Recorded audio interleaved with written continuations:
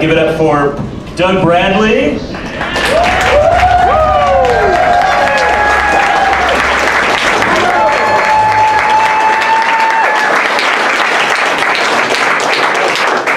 Barbie Wilde.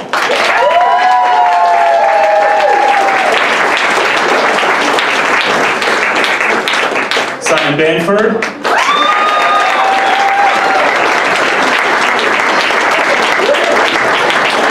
Nicholas Vince.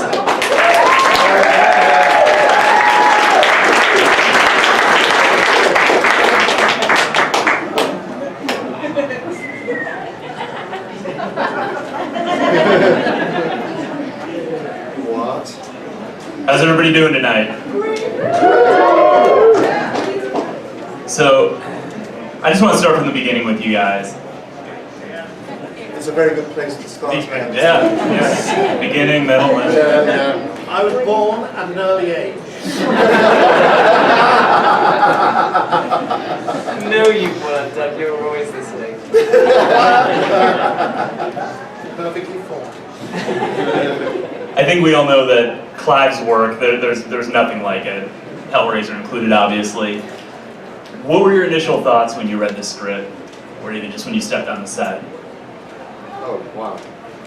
Okay. Pass it down. My initial thoughts when I read the script is, oh, wow. Gosh. This is weird. Mic to mouth, sorry. Sorry. God, really should have gone a professional for the job. So, yeah, no, it was just weird. I mean, it was extraordinary. There was nothing like it. I think that was the thing that was really obvious about it. And it was just, I mean, I'd known Clive for at least 3 years when I got the script. So I knew what it was like. And he had already shown me some photographs from a, was it Pearson Quarterly or whatever? Some PFIQ. Thank you, PFIQ. Piercing Fans International Quarterly. Thank you. Yes, penile bifurcation. Those words sink in. Yeah, it's like, oh, okay, it's that kind of, really? Okay. And then I saw the designs for the costumes, etc. So yeah, it's just kind of like, wow, this is amazing. And thank you very much for casting me in your movie, because wow, I'm going to be in a movie. So yeah. Oh, you say, what was it like the first time we walked on the set? It's best if I act this out for you, so... Acting alert. Acting alert.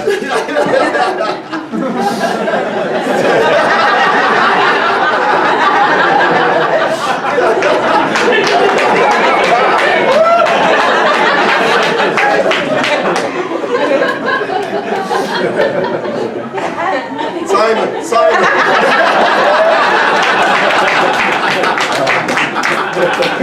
You had somebody with you, they didn't let you do that. You're all right. Get your straw. 8:30! No, it doesn't need a mic. I do, I'm losing my voice. Oh, thank you for holding the microphone for me. That's what I'm here for. I'm sure you can do other things. I know you can do other things. No, you do. No, I want Doug to go. Yes, but it's more because I'm in the second one. But never mind. So she wasn't there, so anyway. So what was the question again? What were your initial thoughts when you read the script? My initial thoughts, actually, at the very beginning of the project was, I don't want to be in this movie because I found it too scary. So I was thinking very much, I'm not going to go to the audition because, you know, it's too scary. And also I thought I was going to play Chatterer, and he scared me too much, and I hated mask work because I was a classically trained, for what it's worth, mime artist, and I'd already done a commercial for a musical group called Godly and Cream. I don't know, you guys must have known about them. They were directed. Yeah, they did a. Yes, and they did a commercial for Lee's Wrangler jeans. That's right. And I had to wear a mask and fall over on my butt doing the tango, and it was very painful. So I thought, oh, What's that got to do with Hellraiser? it's about mask work. Anyway, Someone said, oh, go on to the audition. So I did, and I met with Tony Randall, and I knew what a cenobite was, and he didn't, which annoyed him, and he gave me the job. So that was it, and reading the script and stuff. I mean, having seen the first film and a lot of fuss, you have to understand, it was an extraordinary atmosphere about the release of the first film, because Clive was, you know, I've seen the future of horror, and it is Clive Barker, wonderful quote, Stephen King. And so we went with enormous anticipation, and I was completely freaked out by these creatures called cenobites. I'd never seen anything like them. You know, Clive had invented a new kind of monster, but it wasn't like, their motivations were quite different. You know, it was an essential realm, which was very different. So, you know, that was my impression, that this was being involved in a very different kind of horror movie. And it was pretty cool. I'm going to act too. If I come down here, who can't see me? Anyone behind the pillar? Hi! Well, they can't see me when I'm sitting over there anyway. So I get on set. Now this is my first movie. I've never been in a movie before, so I'm trying to make sense of how many assistant directors there are, because there seem to be an awful lot of them, and I'm not quite sure if the director does this and the first assistant director does that, and the second assistant and the third, the assistant to the third, and so forth. So all of that I'm getting used to, as well as getting used to having faux latex glued to my head, and wearing a skirt, and wearing black contact lenses not made to my prescription. So I get on set, and this is the first thing I'm ever going to contribute to cinema, which is a simple process of starting here, walking to here, raising my hand to here, and saying, "We want the man who did this." What could possibly go wrong? So they start by saying, this is your mark here, Doug. Now I can't see anything. The set is dimly lit, I'm very short-sighted, I have black contact lenses in, not made to my prescription. So I can't see my starting mark. So they give you what I'm now very familiar with, but at the time I felt like I was being treated like the slow child at the back of the class. They put a sandbag so I can put my heels against it so I know where to start from. So I walk to here, and this will be your end mark, Doug. So they nail a piece of wood to the floor of the soundstage, which is normal practice, but I didn't know that, so that I can feel it with my toes. Right, so I start here and I finish there, and what could possibly go wrong? So let's try walking, and I immediately trip over my skirt, because I got used to walking so I could kick the skirt out of the way in front of me, but I hadn't got that down at that point. So they get clothes pegs, and they roll up the bottom few inches of Pinhead's skirt and peg it in place all the way around. So now all sense of regal and majestic dignity that I might never have felt about Pinhead is gone, because I'm aware of having my skirt pegged up so I won't trip over it. So, right, we've got all that sorted out. I know where to begin, I can walk, and I know where to stop. And they said, if you could take your eye line just to the left of the camera, there is a black hole over here. If there's a camera in it, it's news to me, I can't see anything. So they provided what is known as a pin light. And again, this is normal practice, but I didn't know that. I still feel like I'm really being treated like the remedial kid. So that's my eye line. I know where to start, and I'm just about to set off. This is the only thing I'm doing in the whole of this day, so I've had the whole day to learn my line. We want the man who did this to even become the Cenobite rat It did. backstage. It did. We want the man who did this. And we're just about to start for a rehearsal, and the voice, whose owner I never identified, I know it wasn't Clive because I would recognise his voice, the voice from somewhere behind the camera said a little bit too loudly, "Does he know his line?" If I ever write my memoirs, that will be the title. So that was my first experience of playing theatre. All right, who wants to ask the first question of the audience? Set the tone. Oh, hi. Up there. Over there. Shout loud. What advice would you give directors dealing with actors to make them more relaxed on the set, or make you feel that you can kind of go beyond just just doing it, just to make it better? Give them more money.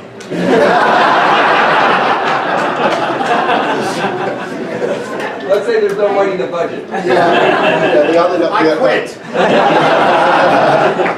Having done 1, 2, 3 short films now, having to work with actors, the piece of advice I got, so this is me as a director, working with actors, know what you want and be able to communicate it so that the actor feels safe. Just be clear, listen to them because they've got a lot of good ideas as to how things are going to do well. They've got to say it, they may rewrite your lines because it just feels better in their mouths and it just makes sense to them. But I think knowing what you want as a director is part of it. I'm not trying to think if that could be said of Clive when we were on set. He seemed to be making it up an awful lot. But he was listening to his people. He was, Clive was first-time director. You've probably heard the story. He literally went to the library to get out the book on directing movies, and somebody else borrowed it. So he had those, and walked and said, "Okay, so who's in charge here? You are. Okay." He really listened to the people around him, listened to the cameraman, listened, and just explain it. And the other piece of really good advice I got is, generally speaking, you find many directors, the moment the word cut goes, they talk to the crew.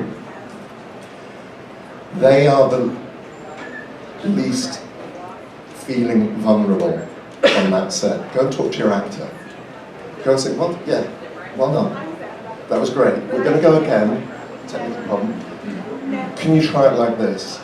Because trust me, there's nothing worse than standing there as an actor thinking, well, was that okay? Did I do it right? Or something like that. So yeah, that's my advice. Yeah, I would kind of go with all of that, but also I would say let the actor know why you're going again for another take, because quite often it's nothing to do with what the actor's just done. They've just done a perfect rendition of exactly what you want. So let them know that there was a plane going over or why you want to do it again. I think that would be, for me as an actor, that's really useful to know. Like Nick says, you tend to get ignored quite a lot of the time. Yeah, because it's such a technical The word I was going to say was, communicate. Absolutely, because there's so many times. I mean, I've been on several things where you are just hanging around waiting, and then I think the most famous thing, and this is nothing against Tony Randall. I think Hellbound is a wonderful movie, and also I was like 24 hours delayed on my plane, and so I arrived on set. I was 2 hours late, even though our first take was at 6 in the evening. So people were annoyed at me, and I was sort of like, oh God, And so I went up to Tony Randall, who obviously was, there's this big scene is when the first cenobites first come in, and I said, and I don't know what possessed me. It was lame. I said, Tony, what's my motivation? And he went, you're dead. And that's pretty much it. I can't really remember any other sort of communications other than just go there and don't trip over, don't slip on the dry ice, this sort of stuff. So, it is very important to keep a line of communication open with your actors. And with actors, of course, the line that Spencer Tracy came up with was?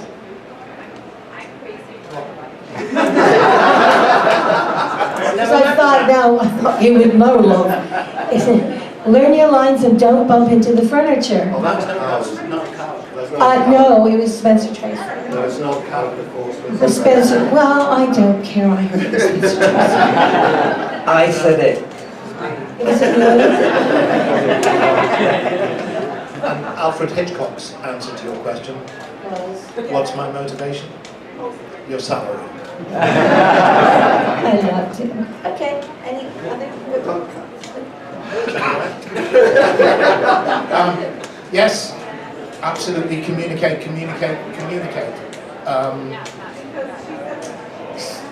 If I go back to working with Clive on Hellraiser, I had spent 10 years working in the theatre with Clive, and our approach to absolutely everything was collaborative, although he was the director. And it was something I had to learn fast, not with Clive on Hellraiser, but subsequently, that this was not going to be a collaborative process, necessarily. Sometimes yes, sometimes no. With Clive on Hellraiser, not a problem, because Clive is talking all the time and getting excited and throwing out ideas and responding to what he's seeing. So that immediate feedback was there all the time. The other thing that has changed over the last 30 years is the arrival of Video Village. So, used to be, the director was always right on set. Often, even if you're doing a close scene, right under the camera. So, as soon as he calls cut, or she calls cut, it follows that they may have a quick word with the DP and the cameraman or somebody, or shout to sound or whatever, but their immediate point of communication is with you. Video Village means that directors are watching video relay of what's happening live, but they're not on set, they're slightly away from set. And it's that physical distance that creates that moment where you hear cut, and you can hear and you are left, can be left, goldfishing. And sometimes the director doesn't even come back onto set. You just hear the first AD say, "We're going again, first positions everyone," and sometimes you don't really know why you're going again, which is annoying. And also, I think increasingly directors approach it that we hired you because we thought you were good, and we think you know what you're doing. Now we won't talk to you. So concern is all about technicalities, and you're left alone. On one movie, about 3/4 of the way through, I said to the director, "Are you happy with everything I'm doing?" He said, "Yeah, why?" And I said, "Because you've never said a word to me. I don't know whether you think what I'm doing is brilliant, shit, average." He said, "Oh, great. Well, you seem to be flying with what you were doing, so I just left you alone to get on with it." I said, "Okay, fine, but it is our insecurity. We will assume we're rubbish until you tell us otherwise." So yeah, communication. You just need the love.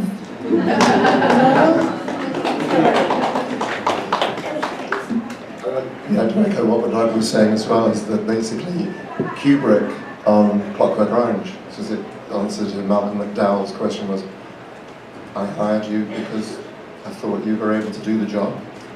That's what you expected to do. Interested in the technical stuff, not bloody actors." I have a question. Well, it's two parts.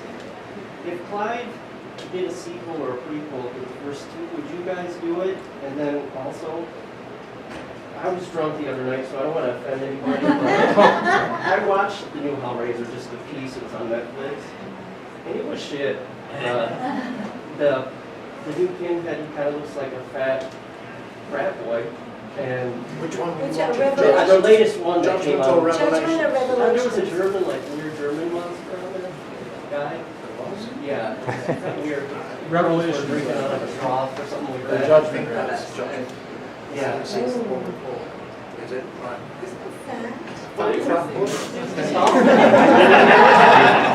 We need you back, that's what I'm saying. I haven't It was seen just- anything past Novi, to Yeah. be honest. Because she's not in it, so. I don't watch movies that don't have me in them. Basically, of course. No coward again. Television is for being on, not watching.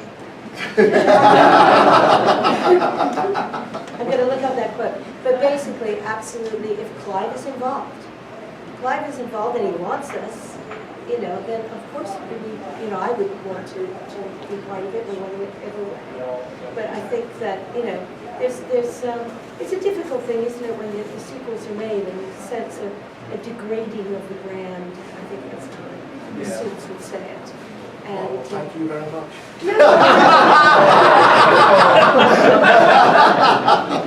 I was only trying my best. I don't think I was talking about the ones that don't have the iconic performance of Doug Bradley. That's true. But anyway, this is what I said. I miss you guys. I miss my kids. I miss you too.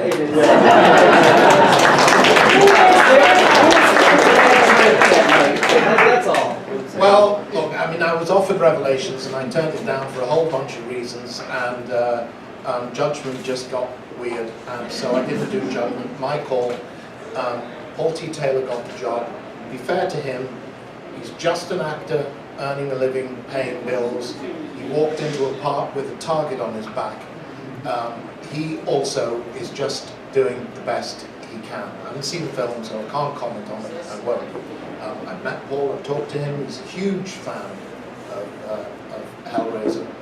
The law of diminishing returns with franchises always kicks in. It's inevitable. It's there in Hellbound. Part of the strength of Hellraiser is with the cenobites. We arrive in the hospital with Kirsty. And, who the fuck are you? We're cenobites. Okay. And that's what? Well, we're explorers in the further regions of experience. Okay. We're angels to some, we're demons to others. All right, you're not helping me much here. Right? Nothing is explained. Nothing is explained. By the end of the movie, you're none the wiser. You don't know where they came from. You don't know really who they are, what they do. You don't know any backstories. You have nothing. That's their power. The things we can't, they don't even have names. The things you can't name and the things you can't explain are the things that are powerful and scary. We start the process in Hellbound. Backstories for all the cenobites. And that process continues even more for Pinhead into Hellraiser 3. You have to start explaining. Plus, when you as audiences sit down to watch Hellraiser, you have no expectations. When you've watched Hellraiser, when you go into the movie to watch Hellbound, everyone's a writer, everyone's a critic, everyone's got their sequel in their head, everyone's got an opinion about the sequel because you have Hellraiser in your mind. I think we kept our heads above water pretty well for the most part.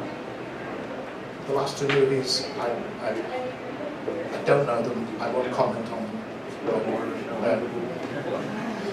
That's the thing, is that it's not fair to comment on something that you haven't seen, and I so that's it. But my only experience is watching the first two to be perfectly accurate. So I'm losing my voice, so I'll pass it on to you. The other one, Noel Coward's advice to a young actor: learn your lines, check your flies, don't trip over the furniture. Right. I thought that's pretty good as well. Yes. Say Spencer Tracy. Because you're close, and they can't hear you at the back. Were there any scenes that were particularly difficult, be it physically or emotionally, mentally, to film?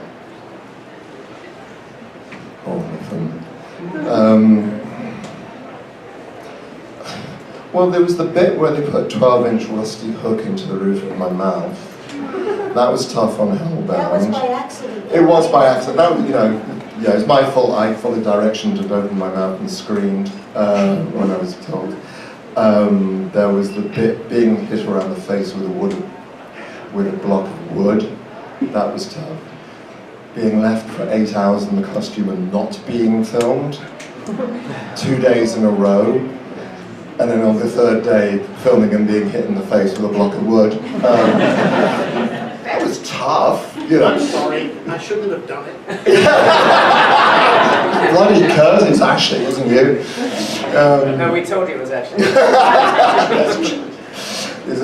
Then I was given Jack Daniels through a straw. Drinking alcohol through a straw was always a really good idea. That could be the title of your autobiography. Jack Daniels through a straw, yeah.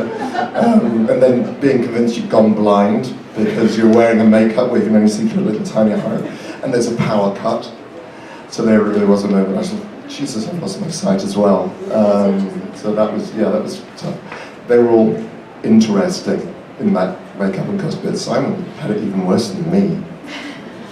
Yeah, so the makeup wouldn't move at all, so the face wouldn't move at all, so I couldn't actually make any expression from the face, so that was kind of hard. And the body was kind of big and didn't really move either, so that was kind of hard, so I was left with a tongue to act with. So, which could get quite pornographic, as you can imagine. But it wasn't that, well, it was kind of moving. Probably the most difficult bit for me was when the house fell on top of me, and because I had 2 inches of foam latex over my head, they covered my, they had a big thing above, evidently, full of bits of polystyrene that looked like a house, and then tons and tons of dust and full of earth and stuff. And they were going to do it in one take, and so they covered my whole head in KY jelly, because that's what they used back in the day, so it was all slimy and horrible and dripping. And then I was supposed to go and stab the actor in front of me who I couldn't see, so I just had to hope that they were there. And then the house was going to fall on me, and then I was going to collapse on the floor. It seemed straightforward. So I heard action, so I walked forward and I raised my knife and I went like this. I thought, that's the house, I'll do it soon, I'll do it soon. And I wanted to put off this stabbing stuff. And then I heard, cut! And evidently they dropped the whole of the house on top of me, but because I was in 2 inches of foam latex, I couldn't feel any of it. At which point my makeup, which was covered in KY jelly, is now covered in dust that is completely stuck to it. So I think it took a couple of hours for them to then take me away and clean every little bit of it off, reset the whole thing. And then they had to redo the whole sequence by like a silent film. So they were going, okay, the actor's in front of you now, raise your hand, okay, and go to hit it, and the house is falling on you now, Simon, now collapse, okay? It was, like Doug said, it was quite humiliating. So I'm so sorry, what was the question? Is there a scene that was particularly difficult or challenging in any way? No, sorry. Emotionally challenging. Just sort of blanked out there for a minute. I'm so jet lagged. Okay, there was a scene where they asked me to stand in a particular place, and what they're going to do is they would do a reverse thing in the shot, where it would look like on screen that this anchor chain with a hook at the end of it push past my face and hook into the wall. But basically what was the case was there was a prop man holding the hook, and he would let go and it would whoosh past my face and hit the wall, and then they would reverse the shot.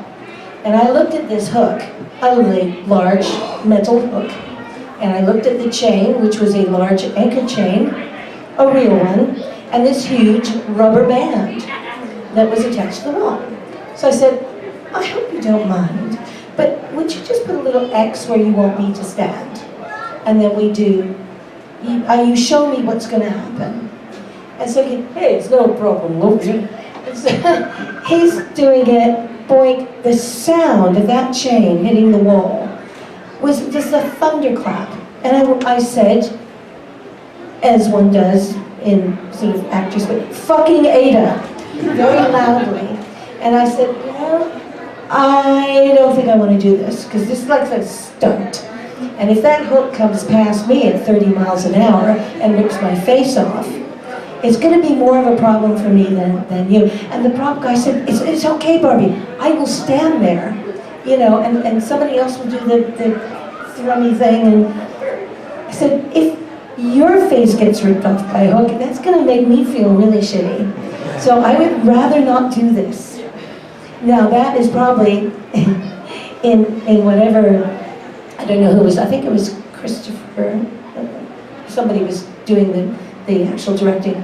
You become known as a bad sport, right? Because they basically want you Difficult actress. I just don't want my face ripped off by a hook, you know. And I didn't even know what had happened to Nico, you know. So accidents happen. So basically, I retired in confusion, and then watched the film, and there I was standing there, and some hook comes past me and hits the wall, and I went, that's interesting, how did they do that? Because I wasn't there, but I never asked. But I think the thing is that you have to follow your instincts as an actor. And if you, because I've known people who have had accidents and gotten really badly hurt. And you've got to, because basically the director just wants his shot. And you've got to follow your instincts about whether you feel in danger or not. I saw, this is apropos to nothing, but I was also in Death Wish 3. And there was a stuntman in that called Rocky. He's just written a book. I saw him on TV the other day being interviewed. And Michael Winner said he was at the top of the building and he had to jump off a burning building. But the flames got out of control and the smoke, and he couldn't see his landing place. But Michael Winner just was screaming at him to jump, Rocky, jump. That's the title of the book, actually. He jumped, missed it, and broke his back. But he still did, I mean, he's been in Bond films and stuff like that. His instinct was, I should just wait till the flames die and dry down. But Michael Winner was a very demanding director, and, you know, what happened was a terrible accident. So I think this is the cautionary tale. And maybe, I think that happened before Hellraiser. So you just have to follow your own instincts. Sorry, very long, but hopefully interesting. It's helpful to hear you say that though, because I do modeling, and I do a lot of edgy, dangerous modeling. And I've had situations where they're like, stand in your high heels that you're not stable in on the edge of this building that's 60 stories high. And I'm like, with no safeties, no harnesses, you know, I feel bad saying no, because you want that photo, you want that statuesqueness and everything, but there are times that you just have to say, this isn't safe. No, it's not worth it. Yeah. You know, and Rocky with stunt work, you're only paid if you do the stunt. And it's not like you have, and you can't get this kind of insurance back then. You might feel unsafe, but you feel obligated. Exactly. Well, no, this is it. It's like, sorry, I'll stop soon. It's like that scene in Psycho, right? Marion Crane, when she finds out that she's only a few miles out of Fairville, or whatever it is, she should have gotten back in her car and drove on. But she didn't want to hurt Norman's feelings. So she goes back and has the chicken sandwich. And she ends up getting murdered. What she should have done was follow her gut instincts and just got back and said, sorry, get back in her car and drive to Fairview. But then again, we wouldn't have had one of the best movies about psycho serial killers in the world. But you know what I'm saying. So, there we go. Anybody else?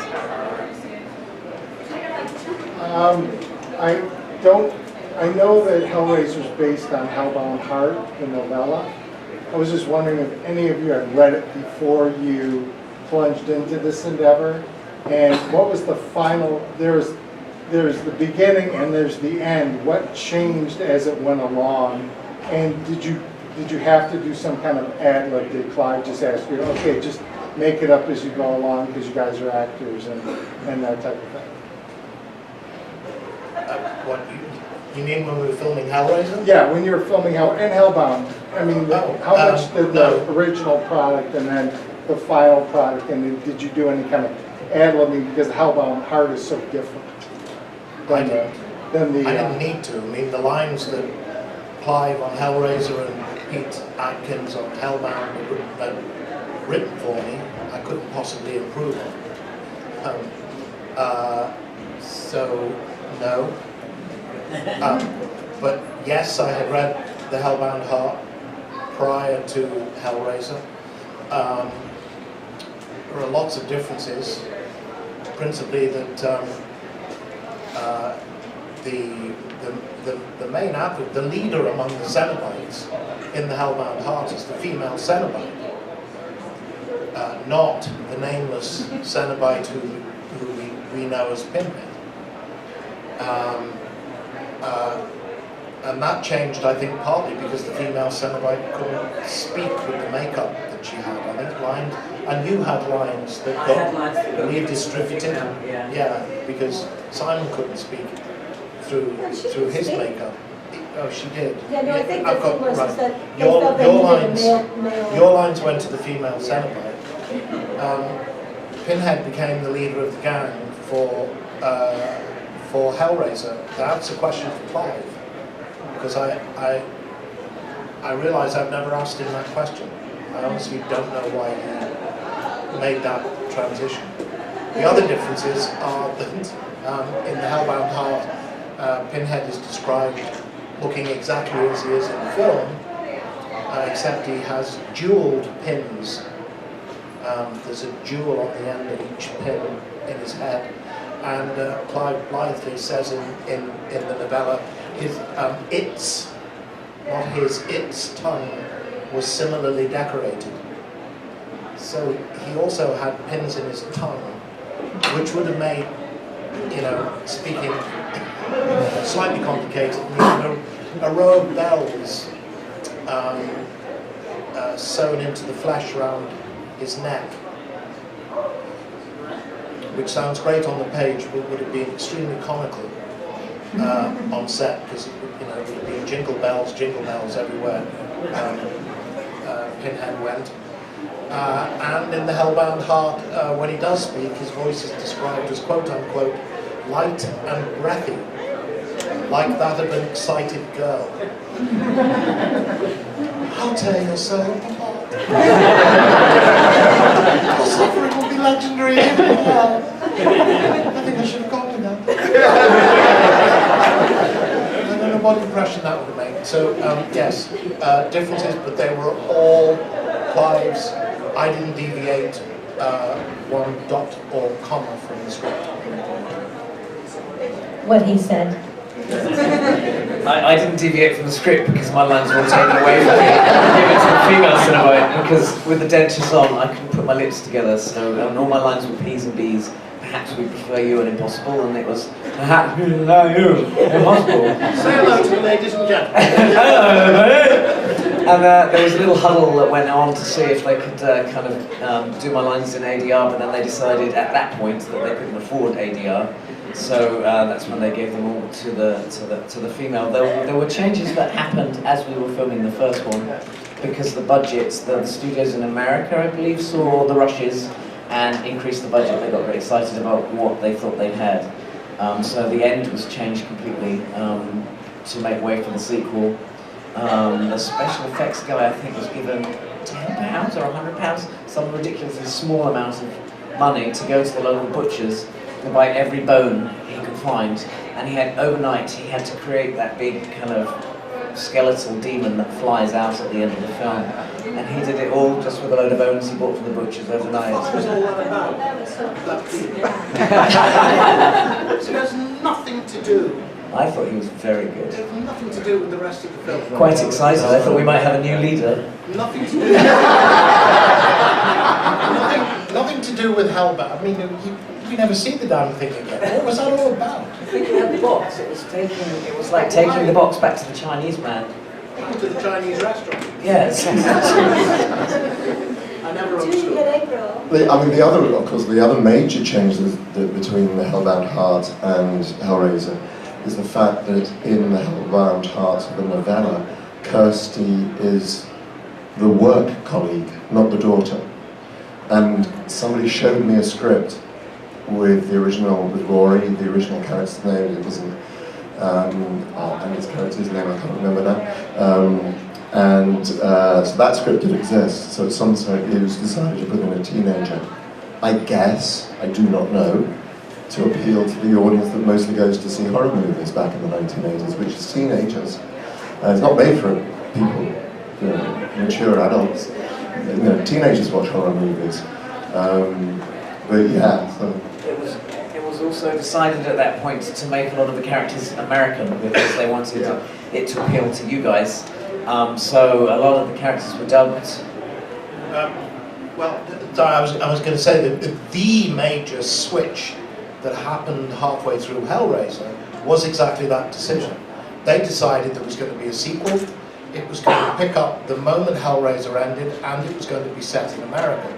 The Hellbound Heart is set in London. Hellraiser is set in London. It was a considerable portion of Hellraiser was filmed to be set in London. And there are little key moments you can pick through the film when Larry and Julia arrive at the house. There's that little bit of dialogue about Julia being back in the family home, and we're not in Manhattan anymore, which made much more sense in the idea that they've left New York and come back to London. Makes more sense of Kirsty's desperate attempt to get in touch with her father because she's followed him across the Atlantic. Kirsty's boyfriend was English, and he got dubbed into American. But in the scene in the station, the railway station, which begins with a British Rail train seen thundering through the station, what that's doing in America, I have no idea. He tries to kiss Kirsty, and Kirsty is having none of it. And she says, "I was warned about you British guys. Especially you British guys with American accents." And a lot of the characters were dubbed American. Oddly, none of Julia's victims were. So I've always said that Julia achieves this supreme level of perversity, where not only is she going out trawling nightclubs, looking for guys to bring home, semi-seduce, then beat their brains out with a hammer and feed their blood to Frank under the floorboards. She goes out, trawls the nightclubs, and looks for Englishmen with receding hairlines to seduce and bring back to her house in this unnamed American city, and beat their brains out and feed them to Frank. So that's the major change. If when you're watching Hellraiser, you can bear that in mind, to switch it so it feels like it's set in America. Slightly uncomfortable, I think. I was going to say, from an English point of view, watching it, we thought, well, this is strange. It's set in London, but London's suddenly full of Americans. And where are all the English gone? Yeah, in the second movie, yeah. I mean, Simon mentioned the fact we got the production of a whole load more money towards the end. So not Frank coming up through the floorboards, all that animatronic, the reconstitution, that was all filmed. That was all extra stuff that was put in. So, because originally what you had was a child covered in makeup to look like a skinless Frank crawling across the floor, and that was the first time you see Frank. You see that shot and when the first victim is killed, and there's a small creature crawling across the floor to get him. That was the original first appearance of Frank. The whole transformation coming through the floorboard, the brain reconstituting, and the skeleton coming out. That was all the extra. That was what all the extra money went on. And it's a brilliant scene. It's largely improvised between Clive and Bob Keane, the head of image animation. Yeah. I think we have time for one or two more questions, but I figured I should ask you guys before we wrap it up. Do you have anything coming up? that you want to plug? Yeah. They had that Behold on a Blu-ray for? Yeah, absolutely. Bob will go next. Book of Monsters is the most recent feature film that I'm in at the moment, just been released by Dread from Epic Presents. We've sold out, this is the last one in the building. It's great, it's available online if you can't pick it up here. It's just a really good British independent horror film with nothing but practical effects. Seems I've been involved with one of those before, 30 odd years ago. But yeah, this is a horror comedy and it's just good fun. So I recommend Book of Monsters. Thank you.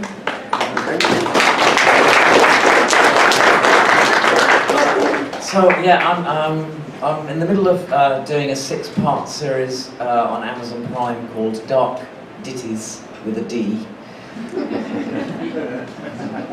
And it's been described as Black Mirror meets American Horror Story. Each episode is completely different to the one before in style and storyline. Each one is a separate storyline. So the first one, which has 5 of us from Hellraiser in it, has been described as Agatha Christie with chainsaws. It's called The Offer. The second one is called Mrs. Wiltshire. It's about an old lady trapped in her house by the spirit of her dead husband. And I play the old lady. So that's fun. The third one, which is called... What's the third one called? It's called Finders Keepers. Is a kind of mafia-type episode. The fourth one hasn't been released yet, it's in post-production at the moment, should come out shortly. The fifth one they just announced Barbie's coming back for is called The Witching Hour was the... Oh, I can't remember, I get lost. No, it's the fourth one, is The Witching Hour. The Witching Hour is about this demon. All of the episodes, although they are separate, end up linking together in the same kind of universe, but you could never understand how until the end. And so episodes 1 to 3 are available on Amazon Prime for free if you've got it now, and 4, 5, and 6 are on their way.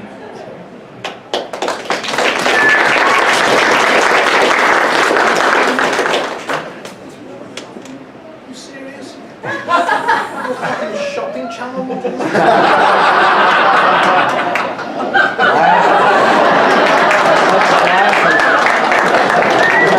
He does it with such panache. Okay, by the way, that's the Venus Complex. It's the diary of a serial killer from the male viewpoint. Very liberating to write. Oh, shut up.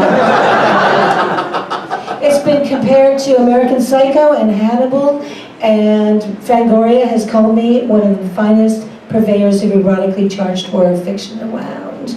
It is available. It's available on Amazon and Kindle and paperback, and now available as an Audible book narrated by the king of pain himself, Doug Bradley, who has done a magnificently sinister job as my delicious serial killer. Actually, I shouldn't have said delicious, that's not sick. It's a really sick book. But thank you, Doug. Moving on. Moving on.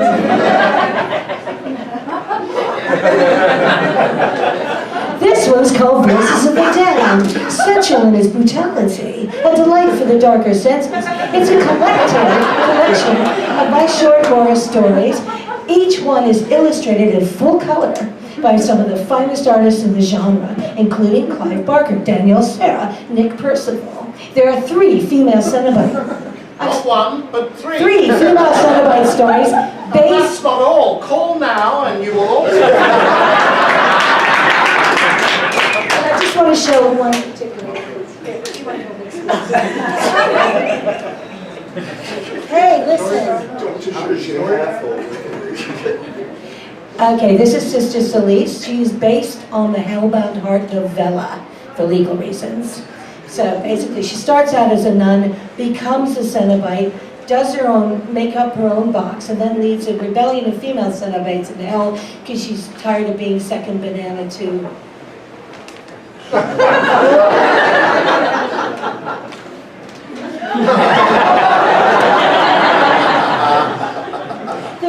vampire sex, zombie sex, cenobite sex, alien sex. It's a fizzy cocktail. I'm sorry, what she means is socks. Lots of socks. Vampire socks. It's a fizzy cocktail of art, erotica, and horror.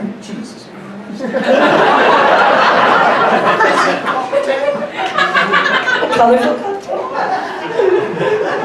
And that's it. Oh, what else?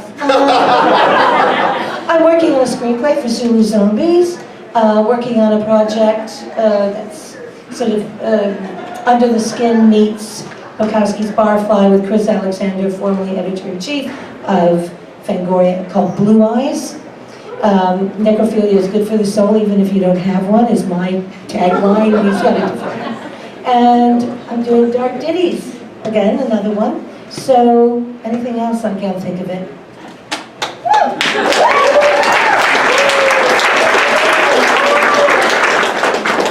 I'm mostly fretting over whether Liverpool are going to win the Premier League. I don't know. I'm also available free most nights on Amazon Prime. Last year I did the second season of Law, episode 1. You'll find me playing an Edinburgh surgeon called Dr. Robert Knox, who was basically the guy who commissioned Burke and Hare, who were the grave robbers. So that's episode 1. Season 2 of Law. I've done her audio book, what she's already talked about. It's very rude. I've also just recorded an audio book for Warhammer. People familiar with Warhammer? People who want to admit to having spent their adolescence painting little models and playing war games. Called The Beast in the Trenches, which is it's kind of one of a wraparound series of 3 stories, which is called The Wicked and the Damned. So I've just that's out, I think, already now, maybe, I don't know.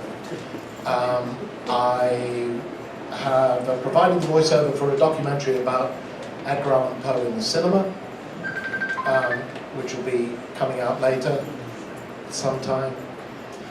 And did a thing for Adult Swim, J.J. Villard's adult fairy tales. It's sort of a collection, like Grimm's fairy tales, done for grown-ups. And there's a lot of horror people in it. Ashley has also done her bit. Linda Blair, Robert Englund, I know, too. That will be out, I think, towards the end of the year.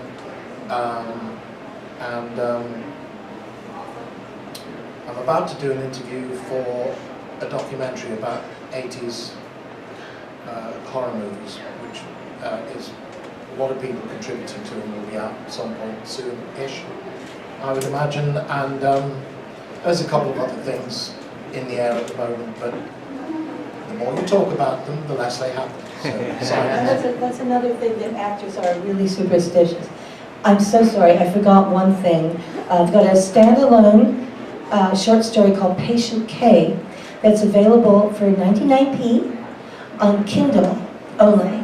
And it's about a woman who has a haunted, if you like, ocular prosthesis, fake eyeball.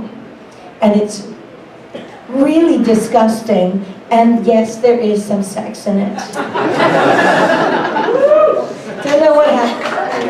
How do you do your research for all this sex? Aliens and ghosts and vampires and... Oh, I just... socks.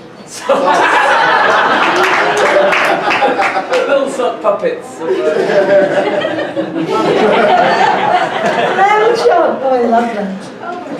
You know, I have a vivid imagination. Sorry, the other things that I didn't mention, that I really should mention, come to think of it. Okay, so there's 2 other feature films, hopefully going out onto the festival circuit this year. One is called Heckle, which features Steve Guttenberg, that's a really amazing man, and Clark Gable III, who's sadly no longer with us, tragically died very young.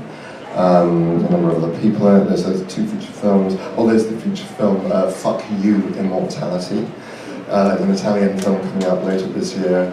There's the audio book, the audio play of The Hellbound Heart, where I get to play one of the victims and a cenobite with lines. So that's brilliant. It's really, really fascinating. Done by Paul Kane, did the adaptation, who did a whole load of stuff. Forgetting stuff, I know I'm forgetting stuff. Oh, there's my origin story of the Chachua Cenobite that is in Hellraiser Anthology Volume 3, available on Comixology, and I'm forgetting other things as well. And I'm also writing feature films and one-man show, which, if all goes well, will be in London in October, called I, Monsters. So that should be fun as well.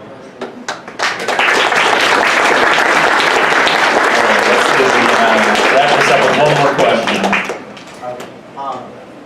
At 8, I unsuccessfully tried to convince my mother that she should let me rent Hellraiser, mostly as I was unsuccessful because I wasn't allowed to say the word that was actually in the title. H-E double hockey. I just said, I don't know the title, I can't say it, I'll get in trouble. Unsuccessful at that. My question is, what is your opinion about introducing horror in a genre, not specifically Hellraiser, which is a genre, to a younger audience? Like, is there a certain age you want to do it in? Kind of, what do you want to introduce them to? When we made this movie, I certainly didn't think anybody under the age of 18 would ever watch it. That was kind of not what was in my mind. This is what we were making because I didn't understand what America's attitude to horror movies. I grew up in England, you could only see horror movies in the cinema, you had to be 18. At one stage you had to be 21 years old before you could go into a horror film. And so on, and I've never brought up children, so I'm probably not a good person to answer this question. And I'm amazed. I've met some really lovely people who saw it at a far too young age. Yeah, same. I mean, we meet people all the time who've seen Hellraiser at a very, very young age, and they seem to have grown up into very balanced people. Well, certainly on the outside, anyway. Present company accepted. Personally, I think the guidelines are there for a reason, so I would stick to the guidelines. Maybe. I mean, 18 seems a bit vast, too old at the moment, but I think it's a good guideline for a parent to stick to. But then I'm probably in a minority. Well, I'm actually very old-fashioned about these things. When people come up and say, "You scared me to death when I was 8 years old," I always shriek, "What were your parents thinking?" Because it's not necessarily the scary gore stuff. It's the, what goes on with Julia and Frank before his skinless state, which could, make having spent a fair amount of time studying criminal psychology, make bad imprints on your brain about, things like that. On the other hand, when I was a kid, my brother made me watch a film called Invaders from Mars, the original 50s version, where they sort of drill this kid's parent's neck and take over his body. You could see the zippers in the monster costumes. But it scared me to death, and it's sort of what kids nowadays see as, bits of plastic and glue and all that kind of stuff. Maybe it is all relative, but I think, it's a difficult one. I think it depends on the parent and depends on the child. If you have a fearful child, maybe it's not such a hot idea to show them the cenobites, because I was like, 30, and it scared me to death. So, it depends, Yeah, I think. as far as just horror in general, like, hey, if you're going to see, Night Before Christmas style type of stuff, like introducing them slowly. There is an article, I haven't read it yet, by Stephen Jones, who did the PR for Hellraiser and is now a very venerable editor of anthologies and stuff, about exposing kids to horror movies. Is this a good thing or a bad thing? And he says it is a good thing.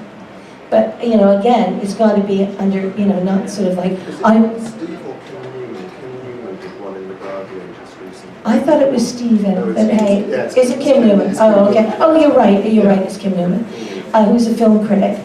But, again, it's just people's opinion. You depend on your child. If you have a fearful child, like I was, maybe it's not such a hot idea that my brother showed me these films that basically meant aliens could take over my parents. That's what brothers are for, it's not for you. Yeah, I still blame him. I torture him by sending him my books and say, you have to read this stuff. No, it's all too scary. Where did I go? But anyways, basically I didn't answer your question, but hopefully I was entertaining.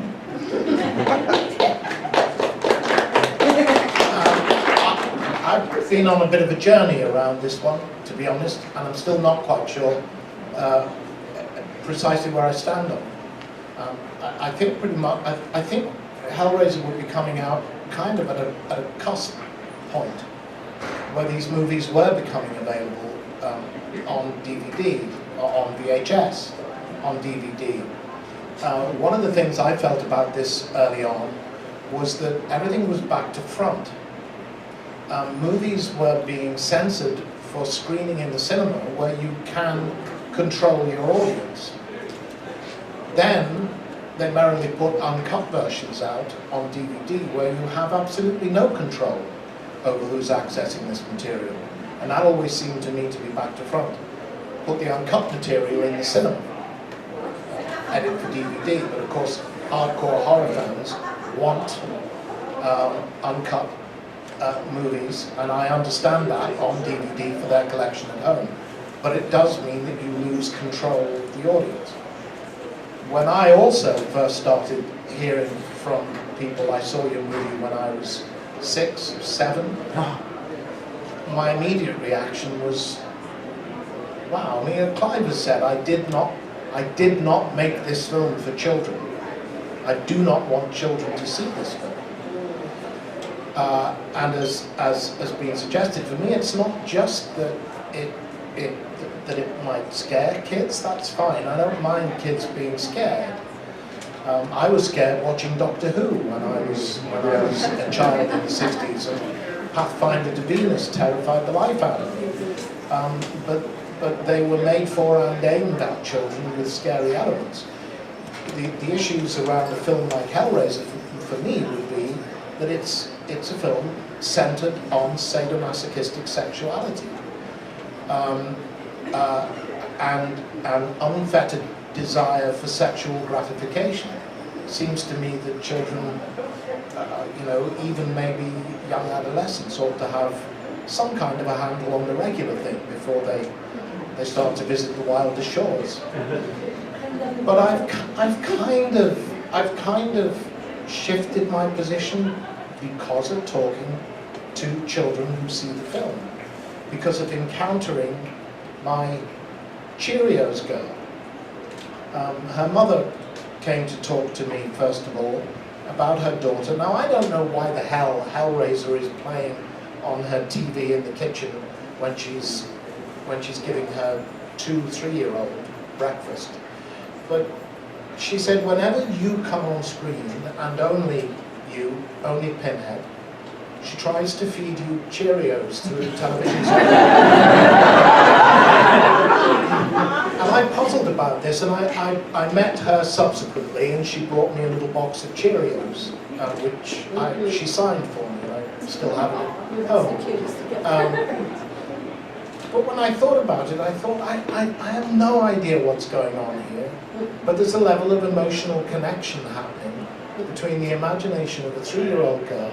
And when I asked her what it was, she said, I have no idea, because she'd grown up and she'd forgotten whatever that was. There was a girl called Kimberly. She's not with us anymore. She passed away. She had cystic fibrosis. I met her when she was quite young. She was obsessed with Hellraiser. And she came to the conventions always dressed as Pinhead, and sometimes as Angelique. And I met her several times over the years at conventions.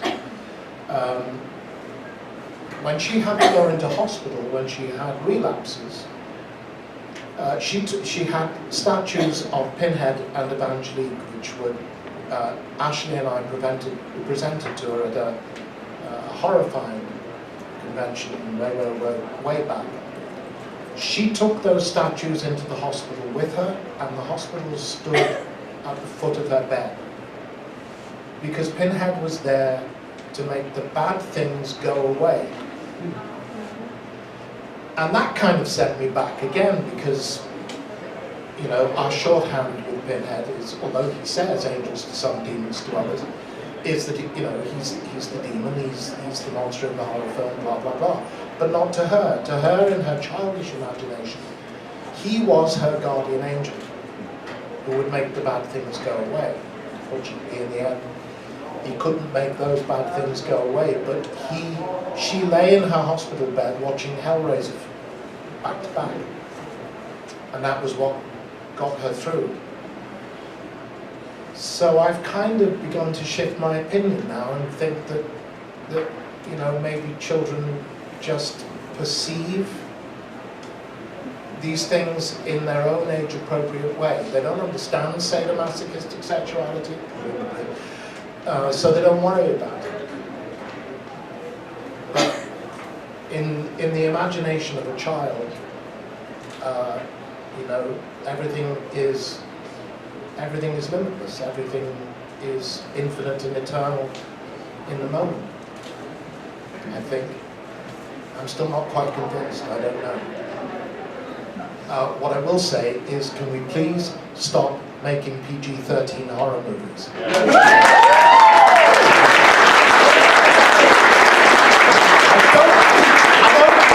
don't fucking want the core. I apologise, but I don't want the core audience for horror films to be 13-year-olds. No offence to 13-year-olds in the audience. Well, on that note, thank you so much, guys, for being here. Thank you.